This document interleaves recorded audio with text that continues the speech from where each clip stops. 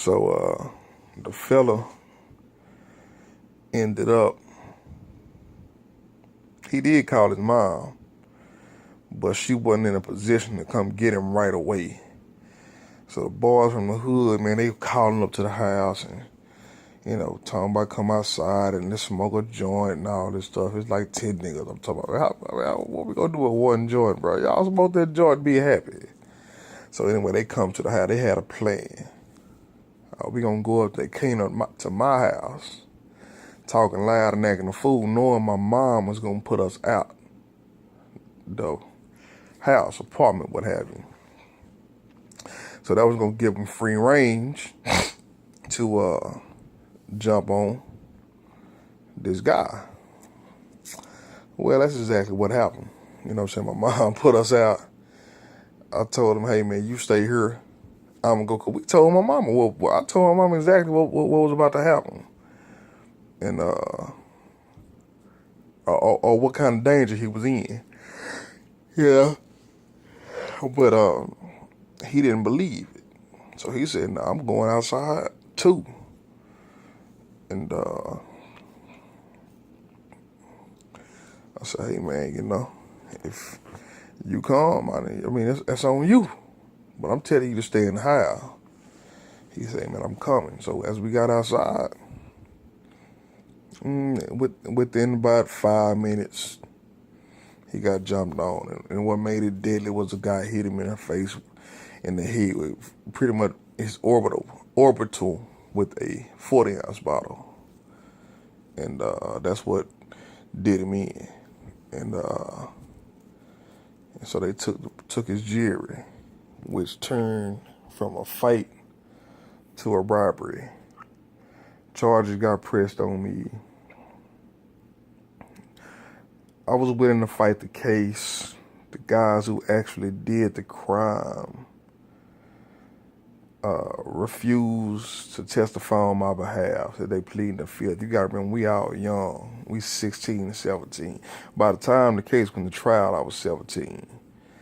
I mean, a case, and my lawyer was telling me, man, you better go and plead no contest, because even though you may be innocent, the fact that you seen what happened and you knew some people that was involved and you didn't speak on it, that makes you guilty of the crime on a different level.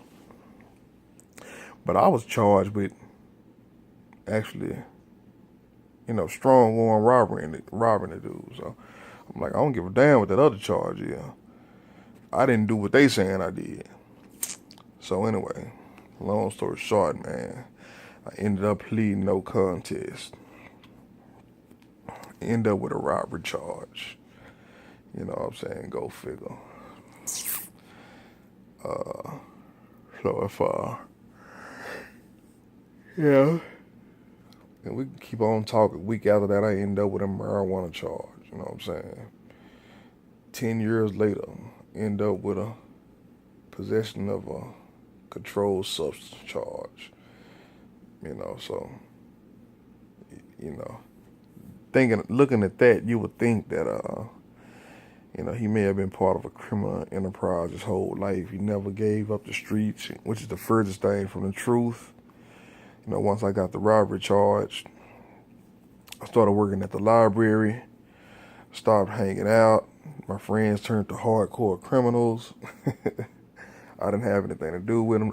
The other two guys ended up doing some prison time. My other partner got shot in the head shortly after he did his 3-year bid. Still running the streets right now. I'll tell you the story about a guy that he robbed, came back and got him. So just a bunch of hood stuff, man, that went down. And if you listen to the story, it made me qualified, to rap about these things. But was I living the lifestyle? No, I was not. I was living the lifestyle. Don't get me wrong. But I was the type of cat. I was pretty much, even though we didn't have words for it back then, and if my friends would hear me speak of these things today, they would agree But at the time, we didn't really have any words for it. But I was more like the mascot. You know, I was the dude that was taking the rap serious, even though we didn't. I mean, this is back in the mid-90s, so we didn't really have access to making it happen. You know, we just had dreams. You know, dreams and conversations and means to get there. So while cats hitting licks, I'm talking about turning this to a rap enterprise. And I think that goes back to what I started this whole video off on, was saying that I always thought of big shit. I never looked at just wanting to become a rapper or artist. I just wanted to be successful, and I wanted to use, you know, the rap to parlay into different things. You know, I wrote movie scripts, you know what I'm saying, back then. I've even seen some people with some scripts that come out very similar to mine, even before I even knew it. The Damn Fool was the Damn Fool. 3 6 Mafia did a movie called Choices. I'm talking about right after I wrote a movie called Choices. But I wrote I never wrote a whole screenplay, but you know, I wrote the treatment for it. And so, you know, but which might be a coincidence. I mean, Choices ain't a hard fucking coincidence to come up with. Plus, it's all the same. It's about a guy who, you know, was living in the hood and, you know, dealing with something similar to the story I just told you, and dealing with the choice of when he got the opportunity to change his life or go down a path of destruction. And 666 Mafia did the same movie, which was eerily odd, you know what I'm saying, back then. And My Baby was a script called Neverland, you know what I'm saying, which was,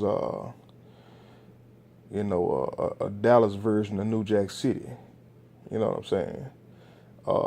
A neighborhood I actually got a chance to witness and experience that I said, man, I can make a movie out of it, but I can make it, you know, more, I can make it exciting. I can turn these characters that I'm looking at into characters in a motion picture, and they all have backstories and whoop de whoop, you know. So anyway, so with that being said, yeah. So I always looked. I didn't just look at being a fucking artist, you know what I'm saying, and that's why I never became a artist. You know what I'm saying? I want to do more with the art. I never wanted to work for anybody. I never wanted to jump in front of somebody and rap for a record deal. You know what I'm saying? I want to do what niggas doing right now. Make a hot ass tape and start from there. You know what I'm saying? We ain't going through no process. I'm already a star.